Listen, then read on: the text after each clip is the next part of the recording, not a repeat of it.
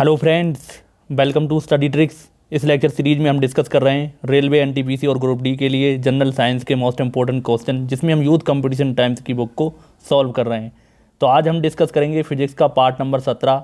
इससे पहले हमने फिजिक्स के 16 पार्ट बना दिए। इसके अलावा हम केमिस्ट्री के भी पार्ट्स आपको लगातार दे रहे हैं। तो इस बुक को हमें जल्द से जल्द ख़त्म करना है। आप रेलवे का एग्ज़ाम देने जा रहे हैं, एनटीपीसी सीबीटी 2 या फिर रेलवे ग्रुप डी का, ये बुक आपके लिए बहुत ज़्यादा हेल्पफुल साबित होगी अगर आप इस बुक को पूरा कर लेते हैं। तो चलिए स्टार्ट करते हैं आज का वीडियो। तो हमारा पहला क्वेश्चन दिया गया है, किस रंग की तरंग दैर्ध्य यानी कि वेवलेंथ सबसे कम होती है। दोस्तों, किसी भी माध्यम में किसी तरंग के किसी कण द्वारा एक पूरा कंपन किए जाने में तरंग जितना दूरी तय करती है उसे हम क्या कहते हैं, तरंग दैर्ध्य। तो सबसे लंबी तरंग दैर्ध्य किसकी होती है, लाल रंग की।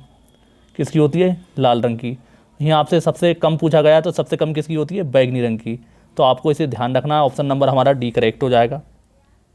अगला क्वेश्चन देखते हैं। नीचे अतिक्रमण और एक कारण दिया गया है। तो सबसे पहले है अधिकतन। जब वेग स्थिर और तरंग दैर्ध्य आधी रखी जाती है तो आवृत्ति दुगनी हो जाती है। इसका कारण है वेग बराबर क्या होता है, आवृत्ति गुणा तरंग दैर्ध्य। तो फ्रेंड्स, इसमें अभिकथन और कारण दोनों सही हैं, लेकिन कारण अभिकथन की उचित व्याख्या है, तो इसमें इसकी व्याख्या दी गई है। तो ऑप्शन नंबर हमारा बी करेक्ट हो जाएगा। न्यू बराबर बी बराबर एन लैम्डा होता है। तो बी क्या होता है, वेग होता है। एन क्या होता है, आवृत्ति होती है। और लैम्डा क्या होता है, तरंग दैर्ध्य। तो लैम्डा बराबर लैम्डा समानुपाती होता है 1/n, यानी कि इसके इन्वर्सली प्रोपोर्शनल होता है कौन, तरंग दैर्ध्य आवृत्ति के। आप इस चीज़ को ध्यान रखेंगे। अगला क्वेश्चन देखते हैं। निम्न में से क्या तरंग दैर्ध्य की विशेषता नहीं है। तो तरंग दैर्ध्य की विशेषता माध्यम नहीं होती है। तो ऑप्शन नंबर हमारा डी करेक्ट हो जाएगा। बाकी तरंग दैर्ध्य की विशेषता आयाम आवृत्ति होती है और तरंग दैर्ध्य भी होती है। अगला क्वेश्चन देखते हैं। यदि एक तरंग वेव की आवृत्ति फ्रीक्वेंसी बढ़ती है और इसकी तरंग दैर्ध्य पर क्या असर होता है। तो इस पर क्या असर होता है, ये घट जाती है। मैंने आपको बताया था तरंग दैर्ध्य में और आवृत्ति में क्या संबंध होता है, उल्टे का। यानी तरंग दैर्ध्य बढ़ेगी तो आवृत्ति क्या होगी, घट जाएगी। ऑप्शन नंबर हमारा सी करेक्ट हो जाएगा। आपको इसे ध्यान रखना है। अगला क्वेश्चन देखते हैं। निम्नलिखित का मिलान करें। विद्युत चुम्बकीय तरंगें दी गई हैं और उनके प्रयोग दिए गए हैं। तो सबसे पहले हम बात करते हैं रेडियो तरंगे। तो रेडियो तरंगे किस में यूज़ होती हैं, सेलुलर फ़ोन में। नेक्स्ट है सूक्ष्म तरंगे। तो सूक्ष्म तरंगों का यूज़ किस में होता है, विमान नेविगेशन में इस्तेमाल, रडार प्रणाली में। अगला है अवरक्त किरणें। तो अवरक्त किरणों का हम किस में यूज़ करते हैं, घरेलू इलेक्ट्रॉनिक्स रिमोट के स्विच में। नेक्स्ट है गामा किरणें। तो गामा किरणों का यूज़ करते हैं कैंसर कोशिकाओं को नष्ट करने के लिए। तो कौन सा ऑप्शन करेक्ट हो जाएगा, ऑप्शन नंबर हमारा सी करेक्ट हो जाएगा। तो इस तरह के क्वेश्चन भी एग्जाम में बहुत पूछे जाते हैं। अगला क्वेश्चन है अनुदैर्ध्य तरंगों में कण संचरण की दिशा में कंपन करते हैं। तो अनुदैर्ध्य तरंगों में कण संचरण की दिशा में के समांतर कंपन करते हैं। तो ऑप्शन नंबर इसमें कौन सा करेक्ट होगा, ऑप्शन नंबर हमारा डी करेक्ट हो जाएगा। अगला क्वेश्चन देखते हैं। किस तरह की तरंगों में कंपन तरंग के चलने की दिशा के समांतर गति करते हैं। तो किस में करते हैं, अनुदैर्ध्य तरंगों में। ऑप्शन नंबर हमारा सी करेक्ट हो जाएगा। नेक्स्ट क्वेश्चन देखते हैं। विरलीकरण होता है जहां हवा का दाब होता है। फ्रेंड्स, जहां पर हवा का दाब निम्न होता है वहां पर विरलीकरण यानी कि रेडर मीडियम होता है, तथा जहां पर हवा का दाब उच्च होता है उसे हम क्या कहते हैं, सघन या डेंसर मीडियम। तो इस चीज़ को आप ध्यान रखेंगे। इसमें हमारा कौन सा ऑप्शन करेक्ट होगा, ऑप्शन नंबर हमारा ए करेक्ट हो जाएगा, निम्न। अगला क्वेश्चन देखते हैं। संपीड़नों का निर्माण उस स्थान पर होता है जहां वायु दाब है। तो संपीड़नों का निर्माण उस स्थान पर होगा जहां पर वायु का दाब क्या होगा, उच्च। ऑप्शन नंबर हमारा डी करेक्ट हो जाएगा। अगला क्वेश्चन देखते हैं। नीचे दिए गए चित्र प्रासरभ तरंगों का कार्य को दर्शाता है। इस तकनीक को क्या कहते हैं। तो इस तकनीक को हम क्या कहते हैं, अल्ट्रासोनोग्राफी। ऑप्शन नंबर हमारा सी करेक्ट हो जाएगा। तो फ्रेंड्स, अल्ट्रासोनोग्राफी या सोनोग्राफी चिकित्सीय निदान का एक महत्वपूर्ण साधन है। इस चीज़ को आप ध्यान रखेंगे। ये परासरभ तरंगों पर आधारित एक चित्रांकित तकनीक है। चिकित्सा के क्षेत्र में इसके कई उपयोग हैं, तो इस चीज़ को आप ध्यान रखेंगे। अगला क्वेश्चन देखते हैं। लंगर डालकर रोकी हुई नाव लहरों से घिरी हुई है जिसकी तरंग दैर्ध्य 125 मीटर है। चलती तरंगों के चढ़ाव की गति 25 मीटर पर सेकंड है, नाव के हिलने की आवृत्ति क्या होगी। तो आपको ध्यान रखना है लैम्डा कितना दिया गया है, लैम्डा यानी कि तरंग दैर्ध्य 125 मीटर दी गई है। और क्या दिया गया है, आपको ध्यान रखना है, आपको वेग दिया गया है, वेग कितना दिया गया है 25, और आपको निकालना क्या है आवृत्ति। तो क्या होता है हमारा b बराबर एन लैम्डा। तो b का मान कितना दिया गया है 25 और n का आपको निकालना है यानी आवृत्ति का, और ये कितना दिया गया है 125। तो 25 पंजे 25 105 कितना आएगा 5। तो n बराबर कितना आ जाएगा 1/5। तो ये कितना होगा 0.2 हार्ट्स। कौन सा ऑप्शन करेक्ट होगा, ऑप्शन नंबर हमारा ए करेक्ट हो जाएगा। नेक्स्ट क्वेश्चन देखते हैं, यदि किसी ध्वनि तरंग की आवृत्ति 50 हर्ट्ज है तो इसका आवर्तकाल ज्ञात कीजिए। फ्रेंड्स, आवर्तकाल में और आवृत्ति में क्या संबंध होता है, उल्टे का। आवृत्ति को हम उल्टा कर देते हैं तो अब क्या बन जाता है हमें आवर्तकाल। तो ये 50 हर्ट्ज है तो 1/50, ये कितना आ जाएगा 0.2 सेकेंड। तो ऑप्शन नंबर हमारा कितना आ जाएगा, ऑप्शन नंबर हमारा आएगा 0.2 आएगा दोस्तों। तो ऑप्शन नंबर इसमें फ्रेंड्स 0.2 सेकेंड है, तो ऑप्शन नंबर हमारा डी करेक्ट हो जाएगा। किताब में गलत दिया गया है, इस चीज़ को आप ध्यान रखेंगे। नेक्स्ट क्वेश्चन देखते हैं, कण विक्षोभ के प्रसार की दिशा के लंबवत ऊपर और नीचे दोलन करते हैं, यहाँ पर किस प्रकार की तरंगों की चर्चा की गई है। फ्रेंड्स, यदि माध्यम के घटक यानी कि कण तरंग की गति की दिशा के लंबवत कंपन करते हैं तो ऐसी तरंगों को हम क्या कहते हैं, अनुप्रस्थ तरंगे कहते हैं। तो इसमें कौन सा ऑप्शन करेक्ट होगा, ऑप्शन नंबर हमारा डी करेक्ट हो जाएगा, अनुप्रस्थ तरंगे। तो इनके उदाहरण आपको ध्यान रखना है, जल की सतह पर उत्पन्न तरंगे, जल की सतह पर इसी तरह की तरंगें उत्पन्न होती हैं, जल की सतह पर तरंगें होती हैं।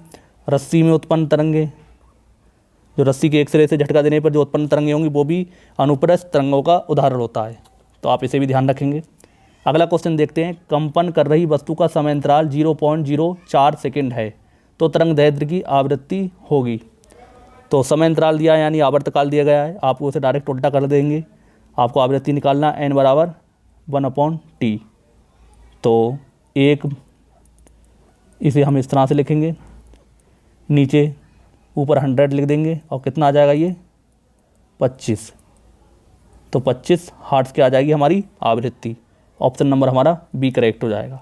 फ्रेंड्स, आवृत्ति और आवर्तकाल का ये फॉर्मूला आप ध्यान रखना है, इससे एग्जाम में क्वेश्चन पूछने के चांसेस बहुत ज़्यादा हैं, तो आप इसे ध्यान रखेंगे। नेक्स्ट क्वेश्चन देखते हैं, किसी विस्फोट के कारण समुद्र के तल पर बनने वाली लहरें होती हैं। तो किसी विस्फोट के कारण समुद्र के तल पर बनने वाली लहरें कौन सी तरंगी होती हैं, अनुदैर्ध्य तरंगे। ऑप्शन नंबर हमारा बी करेक्ट हो जाएगा। समुद्र की सतह पर बनने वाली तरंगे अनुप्रस्थ तरंगे होती हैं, ये भी आपको ध्यान रखना है। अगला क्वेश्चन देखते हैं, निम्नलिखित में से कौन सी एक अनुप्रस्थ तरंग नहीं है। तो इनमें से कौन सी अनुप्रस्थ तरंगे नहीं है, ध्वनि तरंगे। ऑप्शन नंबर हमारा डी करेक्ट हो जाएगा, इसे भी आप ध्यान रखेंगे, इसे लेकर भी एग्जाम में क्वेश्चन पूछ सकते हैं। नेक्स्ट क्वेश्चन देखते हैं, लंगर डालकर रोकी गई नाव लहरों से हिल रही है, जिनकी तरंगों के ऊपरी सिरा 100 मीटर अलग है। तरंग के ऊपरी सिरे का वेग 25 मीटर पर सेकंड है, नाव के हिलने की आवृत्ति क्या होगी। तो 100 मीटर क्या दिया गया है आपको, तरंग का सिरा दिया गया है, यानी कि इसे हम क्या कह सकते हैं, लैम्डा। आपको आवृत्ति निकाल दी है, तो b बराबर एन लैम्डा। तो b/लैम्डा। वेग कितना दिया गया है 25 मीटर पर सेकंड, और लैम्डा कितना है 100। तो आपका कौन सा ऑप्शन करेक्ट हो जाएगा, इसे हम जब इसे डिवाइड करेंगे कितना आ जाएगा 0.25। ऑप्शन नंबर हमारा बी करेक्ट हो जाएगा, 0.25 हर्ट्ज। अगला क्वेश्चन देखते हैं, किसी अनुदैर्ध्य तरंग से लगातार 2 संपीड़न और 2 लगातार विरलीकरण प्रक्रियाओं के बीच की दूरी को क्या कहा जाता है। तो तरंग गति के समान कला में कंपन करने वाले 2 क्रमागत कणों के बीच की दूरी को हम क्या कहते हैं, तरंग दैर्ध्य। ऑप्शन नंबर हमारा बी करेक्ट हो जाएगा, इसे हम लैम्डा से प्रदर्शित करेंगे, इस चीज़ को आप ध्यान रखेंगे। अगला क्वेश्चन देखते हैं, निम्न में से किन तरंगों में संपीड़न और विरलन प्रतिक्रिया शामिल है। तो किस में शामिल है, अनुदैर्ध्य तरंगों में। ऑप्शन नंबर हमारा ए करेक्ट हो जाएगा। फ्रेंड्स, जिनमें माध्यम के कणों के कंपन तरंग के संचलन अथवा गति की दिशा में ही होता है। यांत्रिक अनुदैर्ध्य तरंगों को संपीड़न तरंगे भी कहते हैं, क्योंकि इन तरंगों के संचरण के कारण माध्यम के अंदर संपीड़न और विरलन का निर्माण होता है।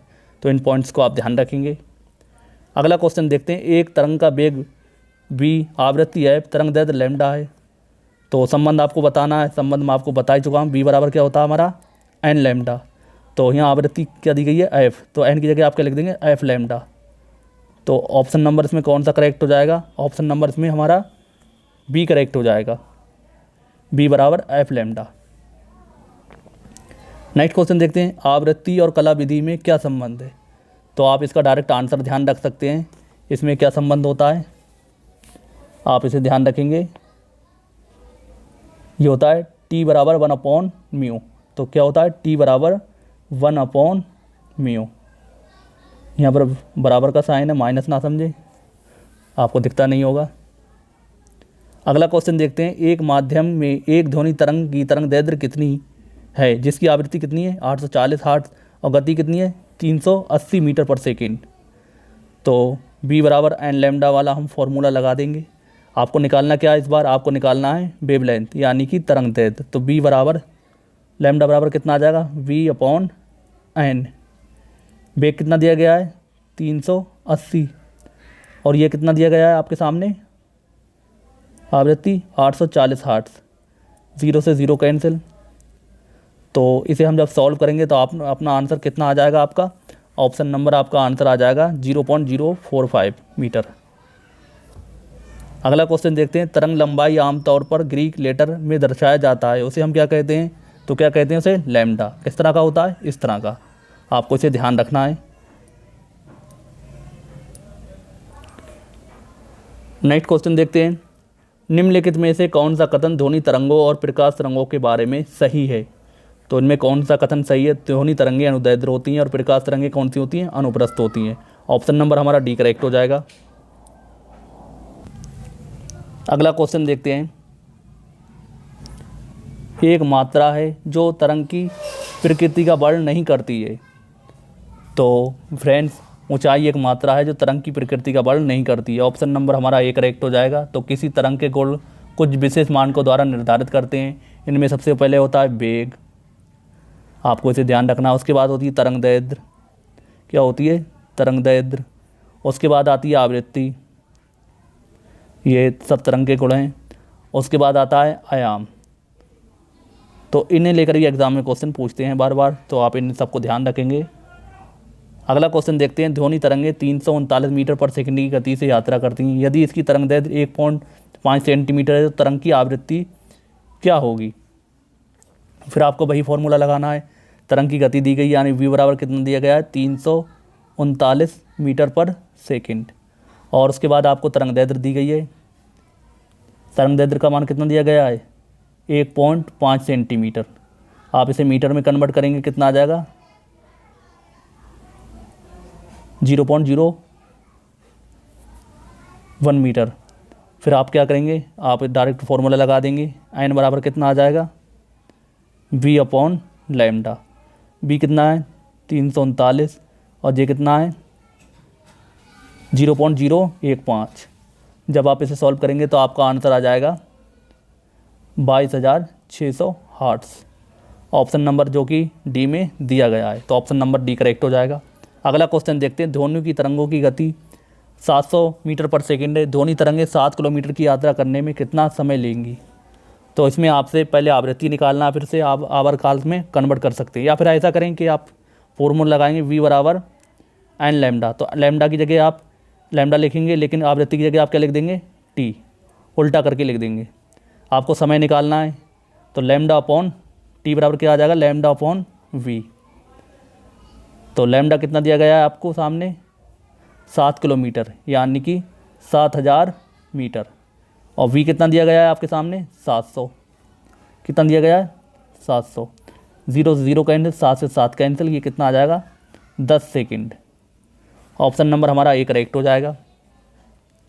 अगला क्वेश्चन देखते हैं। किसी ध्वनि तरंग की आवृत्ति v आवर्तकाल t के बीच क्या संबंध होता है? तो मैंने आपको बताया है आवृत्ति और आवर्तकाल में क्या संबंध होता है उल्टे का। तो n बराबर क्या आ जाएगा 1/t। ऑप्शन नंबर हमारा सी करेक्ट हो जाएगा। अगला क्वेश्चन देखते हैं, यदि किसी तरंग की आवृत्ति दुगनी हो जाती है तो उसकी तरंग दैर्ध्य होगी। तो पहले आवृत्ति और आवृत्ति और तरंग दैर्ध्य में संबंध देख लेते हैं। तो क्या होता है, एन अपॉन लैम्डा। तो आवृत्ति दुगनी हो जाएगी तो आवर्तकाल तरंग दैर्ध्य क्या होगी, आधी, यानी कि मूल की आधी।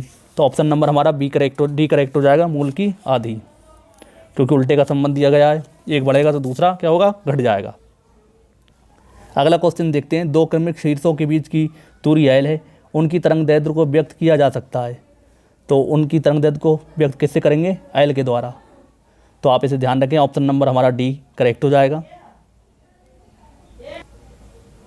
अगला क्वेश्चन देखते हैं, रेडियो द्वारा उत्पादित ध्वनि से बढ़ती है। तो किससे बढ़ती है, आयाम बढ़ने से। ऑप्शन नंबर ए करेक्ट हो जाएगा। फ्रेंड्स, किसी माध्यम में माध्यमान स्थिति के किसी एक और अधिकतम विस्थापन के परिमाण को तरंग का आयाम कहते हैं, और रेडियो द्वारा उत्पादित ध्वनि आयाम बढ़ने से क्या होती हैं, बढ़ जाती हैं। आप इसे ध्यान रखेंगे, ऑप्शन नंबर इसमें हमारा ए करेक्ट हो जाएगा। अगला क्वेश्चन देखते हैं, किसी माध्यम से में एक कण 2.5 सेकंड में 40 कंपन पूर्ण करता है, जो तरंग की आवृत्ति होगी। तो क्या होगी, तो आवृत्ति बराबर क्या होता है, एन बराबर 1/t। तो 40 कंपन करता है कितने में देर में, 2.5 सेकंड में। तो आप इसे जब सॉल्व करेंगे तो 25 चौका 4 चौक 16, कितना आ जाएगा, 16 हर्ट्ज़। आपकी आवृत्ति कितनी आ जाएगी, 16 hertz. Option number A correct हो जाएगा। नेक्स्ट क्वेश्चन देखते हैं, तरंग चाल, आयाम, तरंग दैर्ध्य और आवृत्ति सभी को कहा जाता है। तो सब इन सबको हम क्या कहते हैं, तरंग की विशेषताएं। ऑप्शन नंबर हमारा बी करेक्ट हो जाएगा। अगला क्वेश्चन देखते हैं, एक ध्वनि स्रोत 400 हर्ट्ज़ आवृत्ति और 2.5 मीटर तरंग दैर्ध्य की तरंग भेजता है, ध्वनि तरंगों की चाल क्या होगी। तो डायरेक्ट आपको मल्टीप्लाई करना, बी बराबर क्या होता है हमारा, एन लैम्डा। आवृत्ति और तरंग दैर्ध्य की गुणा कर देंगे तो 400 गुणा 2.5, तो 25 चौका 100।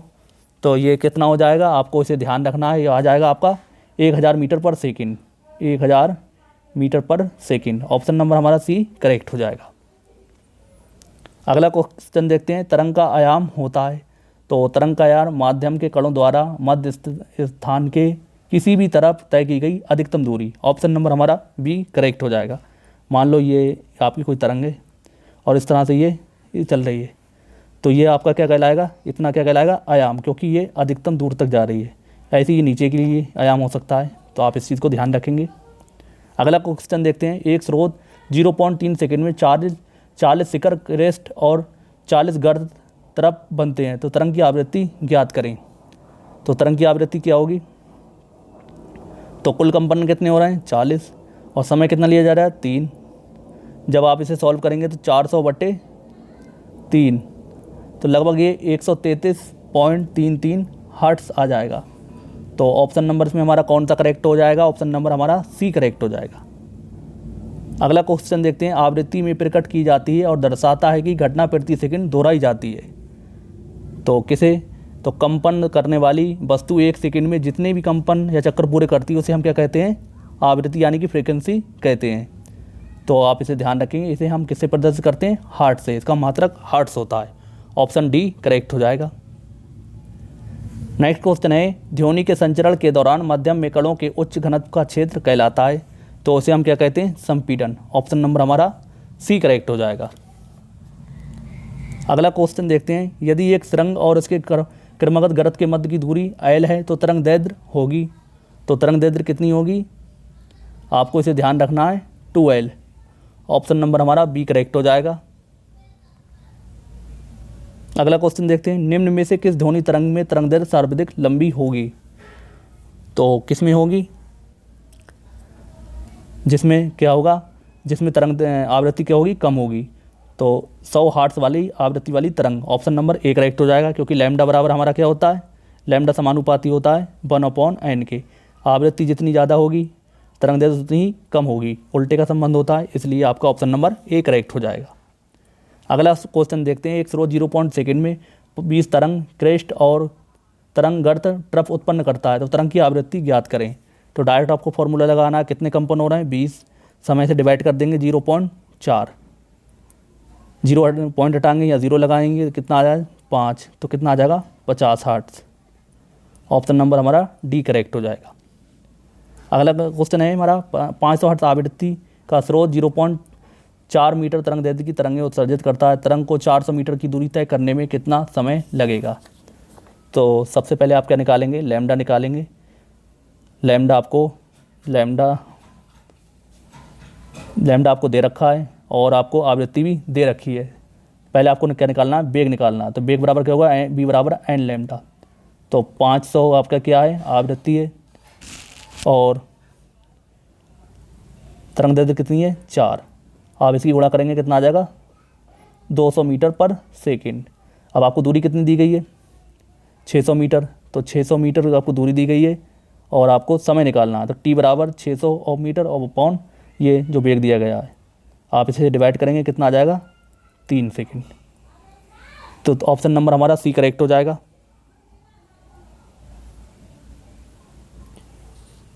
नेक्स्ट क्वेश्चन देखते हैं। एक तरंग की गर्त की गहराई को इसका कहा जाता है, तो इसे हम क्या कहते हैं? आयाम। ऑप्शन नंबर हमारा डी करेक्ट हो जाएगा। अगला क्वेश्चन देखते हैं। किसी माध्यम में घनत्व के एक दोलन को पूरा करने में लगने वाले समय को हम क्या कहते हैं? तो हम इसे क्या कहेंगे? तरंग का समयकाल यानी कि आवर्तकाल। ऑप्शन नंबर हमारा बी करेक्ट हो जाएगा। अगला क्वेश्चन देखते हैं। 500 मीटर पर सेकंड की चाल से यात्रा करने वाली तरंग की आवृत्ति 20 हर्ट्ज से समय अंतराल होगा। तो बी बराबर क्या होगा? N lambda. लेकिन आपसे एन नहीं पूछा गया, क्या पूछा गया? समय। तो आपको इसे उल्टा कर देंगे, क्या लिखेंगे? टी। तो टी बराबर हमारा कितना आ जाएगा? Lambda upon V. तो आपसे लैम्डा अपॉन वी करेंगे। लैम्डा कितना दिया गया आपको? फ्रेंड्स इससे तो आप डायरेक्ट निकाल सकते हैं, क्योंकि इसमें आवर्तकाल पूछा है तो आवृत्ति को उल्टा कर देंगे। तो 1/20 इतना लिखने की आपको ज़रूरत नहीं है। तो ये कितना आ जाएगा? 0.2 सेकेंड। तो 0.5 सेकेंड। तो कौन सा ऑप्शन करेक्ट होगा? ऑप्शन नंबर इसमें हमारा सी करेक्ट हो जाएगा। ऑप्शन गलत दिया वैसे तो। डॉक्टर द्वारा ठोस वस्तुओं को भेदन हेतु एवं हवाई अड्डों में किस तरंग का प्रयोग किया जाता है? तो किसका करते हैं हम? एक्सरे का। ऑप्शन नंबर बी करेक्ट हो जाएगा। अगला क्वेश्चन देखते हैं। इंफ्रारेड रेस क्या है? तो इंफ्रारेड रेस क्या होती हैं? आपको इसे ध्यान रखना है। विद्युत चुंबकीय तरंगे। ऑप्शन नंबर हमारा डी करेक्ट हो जाएगा। आप इस चीज़ को ध्यान रखेंगे। इंफ्रारेड क्या होती हैं? विद्युत चुंबकीय तरंगे। इसकी खोज किसने की थी? आप ध्यान रखें, हर्शेल ने। अगला क्वेश्चन देखते हैं। निम्नलिखित में से किस विद्युत चुंबकीय तरंग की तरंग दैर्ध्य सबसे कम होती है? तो किसकी होती है? आप इस चीज़ को भी ध्यान रखेंगे, गामा किरण की। ऑप्शन नंबर हमारा डी करेक्ट हो जाएगा। अगला क्वेश्चन देखते हैं। सूर्य द्वारा उत्सर्जित हानिकारक विकिरण है, तो क्या होते हैं? पराबैंगनी विकिरण। ऑप्शन नंबर हमारा बी करेक्ट हो जाएगा। अगला क्वेश्चन है। निम्नलिखित में से कौन सा किसी ध्वनि तरंग की प्रति इकाई समय के लिए दोलनों की संख्या है? तो क्या है? किसी भी ध्वनि तरंगों में प्रति इकाई समय में किए गए दोलनों की संख्या को हम क्या कहते हैं? आवृत्ति।